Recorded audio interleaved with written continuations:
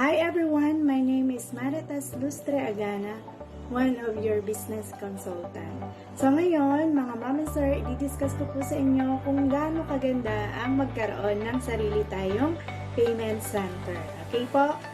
So ayan po, nandyan po tayo sa ating head office, okay? So ang located po ng ating office is nasa Quezon City, South Triangle, Quezon Ave. Okay po? So, ayan, grabe. Ano po ba yung mga nagpa-franchise? May idea po ba tayo? Tulad na lang ng 7-Eleven. Tama? Meron tayong nakikita kahit saang lugar na merong 7-Eleven. Okay? So, ano pa ba? Katulad na lang po ni Jollibee. O, di ba? Ang ganda talagang negosyo ni Jollibee. So, ano pa ba? Ayan, si McDonald's. So, actually, marami po talagang pwedeng i-franchise na business. Okay? So, hindi lang po pagkain, meron din po tayong mga services. Okay? So, ayan na yan. Pwede rin po tayong ng brewing spot coffee, o, diba? So, actually, dito sa mga kaping to, diba? Malalaki po talaga ang kailangan nating ilabas dyan. Tama? So, kasi mga big time na business yan. Tama ba? Okay. So, dito naman po tayo sa mga services. Okay? Dito sa services na franchise, okay? Wala na pong mapapanis kasi services siya. Okay? Ayan, wala din pong ma-inspire. Tama? Okay? At ang pangatlo, wala din po tayong quota. Kaya sobrang ganda niya, mga maminsan. Okay? So, no need to hire many staff. Okay? So, kasi kahit pwede na lang po tayo yung mag-operate ng ating business. So, ito po yung one-stop shop system natin.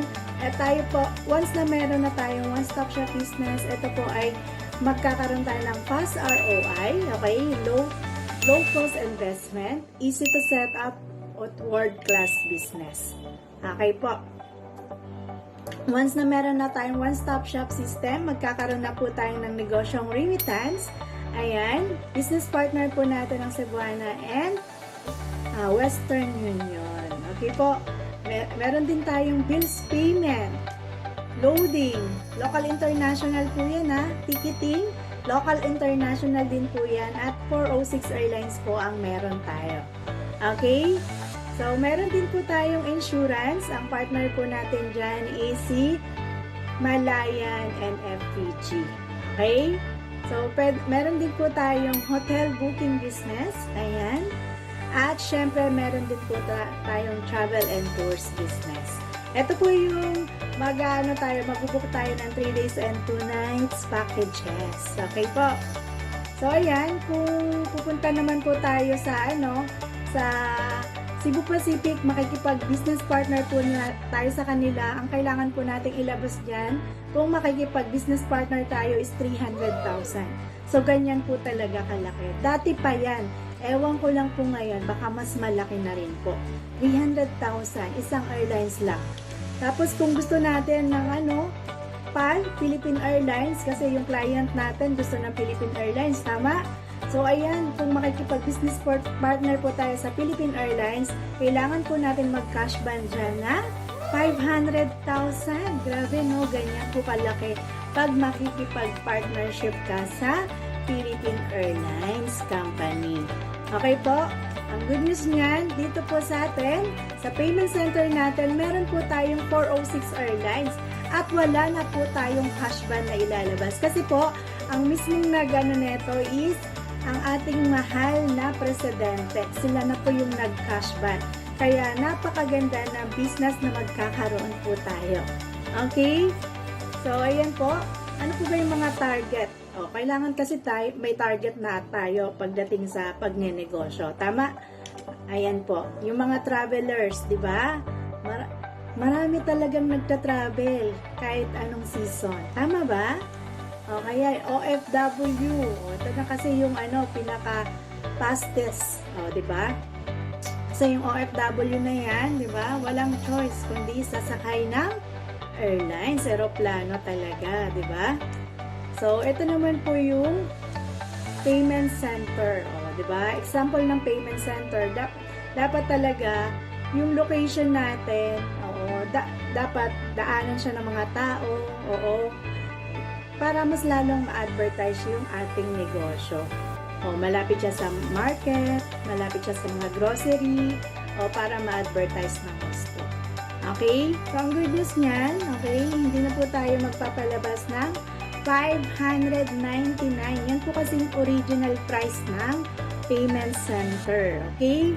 So, sobrang ganda niya kasi naka-promo. As in, imagine yan, mayroon na po tayong payment center sa halagang 219,998 at ang good news niyan, meron pa po yung fast ROI. Okay, babalikan po tayo ng product worth 120,000 worth of wellness product. Ito po yung mga organic product na pwede rin natin i-display sa ating payment center. Ganyan po siya kaganda. Okay? So, ano pa ba? Meron din po yung FPG insurance na ibibigay. Ayan. Kaya, i-grab nyo niya habang okay pa yung papromo ng company. Okay? Kasi pag natapos na ang papromo, okay, babalik na po yan sa regular price na 500,000 plus. Okay po? Ang maganda rito, meron na po tayong 10 branches with payment center. Ano ba yung 10 branches? Ang ano po kasi dito, ang home base natin is 16,000. Imagine, binigyan tayo ng 9 branches. 'Di ba? Yung pangatlo, yung pang-10 kasi is ready to upgrade to payment center. Okay po? Maganda siya. Sobrang ganda kasi may mga residual tayo dyang marireceive. Tayo pa lang yung nagtatransact. Okay? So, ayan. Ayan po yung 10 branches na pa-promo. At the same time, ito po yung previous natin, 120 worth of wellness product. Okay? So, yung mga previous na yan, pag interested ka, ibibigay ko po yung mga package. Okay? So, at the same time, pwede rin tayong maging pila, yung mag-save sa ating real estate pilans. O, di ba? Kasi ano yan pwede tayong mag-save ng pera dito at pwede siyang mag-earn ng 10%. O, di ba? Sobrang ganda talaga. So, ito po yung income projection, okay? Halimbawa na lang, papunta na lang doon. Papunta na lang sa Manila. O, di ba? O kaya Cebu to Manila. Yung mga ganun. So, 2 tao, di ba? Ang 2 tao, 1,000 na. Tama? I-times natin sa 30 days, meron tayong 30,000. Okay? Tapos, sa domestic pa lang yan, meron pa tayong international. Kasi ang international natin, pwede tayong mag-mark up mula 700 to 1,000. Okay, dumako naman tayo sa international. Okay? Halimbawa, worst scenario na lang po. Okay? Halimbawa, 15 katao na lang po yung binook natin sa international. Okay? 15 katao. Sinagad natin yung markup natin na 1,000 each. Okay lang ba? May income projection tayo dito na 15,000 pesos. Okay? Ang pinag-usapan pa lang po natin is domestic and international. Ganyan po kasi kalaki ang ating kitaan sa ticketing. So, next naman po natin is travel and tours packages.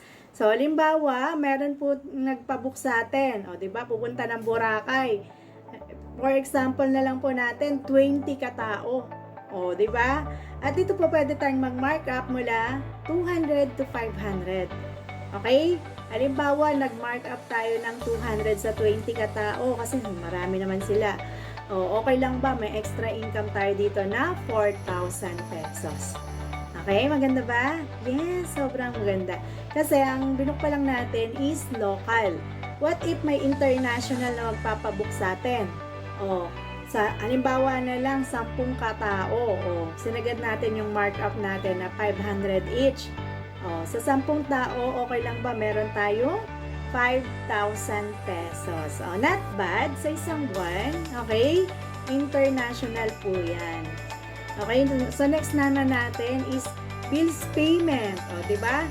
So, ano po ba yung mga basic needs na binabayaran? Diba? Tubig, ilaw, diba? Wi-Fi, minsan pang may credit card. O, let's say, 3 bills na lang sa isang bahay. O, diba? So, ilang, ano yan? Halimbawa na lang, nakatanggap tayo ng 100 bills. Yung mga may nagbayad sa atin, ang trinansak natin is 100 bills. So, i-times natin sa markup natin na 10 pesos. Kasi, 10 pesos not bad. Tama? So, sa 10 pesos na yan, meron tayong income projection dyan na 1,000 pesos. Sa bills payment pa lang po. Every month po nagbabayad ng bills. Tama o tama? Tama talaga yan. Okay? So, next natin is remittance. So, dito, business partner natin ng Cebuana, Western Union. Okay? So, yung magpapa-cash in, cash out. O, di ba? Halimbawa na lang, kumita tayo dyan ng 5,000. Yung cash in, cash out. O, di ba? So, sa loading naman natin, yung, halimbawa, may nagpapaload sa atin, di ba? Halimbawa, 4,000 na lang every month yung kita. Okay? So, ang total po ng lahat ng yan is 64,000. Diba? Income projection. Okay? So, sa gross income na kinita natin is, dito kumita na tayo ng 64,000. Tama? So, ilalas natin yung rent natin dyan na 15,000. Kung may tao pa tayong binayaran, halimbawa 10,000. Sa other OPEX, yung tubig, ilaw, diba, internet, halimbawa inabot ng 10,000. So, meron pa rin tayong malinis na income dito na 29,000 pesos. Okay? So, ayan po. So, halimbawa, ito yung worst na sinasabi ko. Halimbawa na lang, ang kinita na lang natin sa isang buwan is 14,500. So, i-times natin sa 12 months, okay lang ba? Meron pa rin tayong 174,000 pesos. Okay? So, hindi na masama kasi isang ano pa lang po yan, isang taon. Ang business natin lifetime. Di ba? Okay, so hindi na masama kung ganyan yung kinita natin every month. Okay? So, ayan po. Napakaganda na ito kasi wala na po hindi siya nag-expire. Di ba? No royalty fee dito sa ating company. No quota. Diba? No maintaining balance at no renewal. Ang i-renew lang talaga natin dito, mga ma'am and sir, is yung ating permit. Diba? Kasi may pwesto tayo. Kaya, normal, every year, magkakaroon tayo ng renewal na business permit. Okay po? So, ayan po, ganyan po kaganda pag meron tayong payment center na napakaganda ngayon kasi sobrang mura niya na. Imagine, 70% off. Tama ba? So, ganyan siya kaganda. Okay, thank you so much.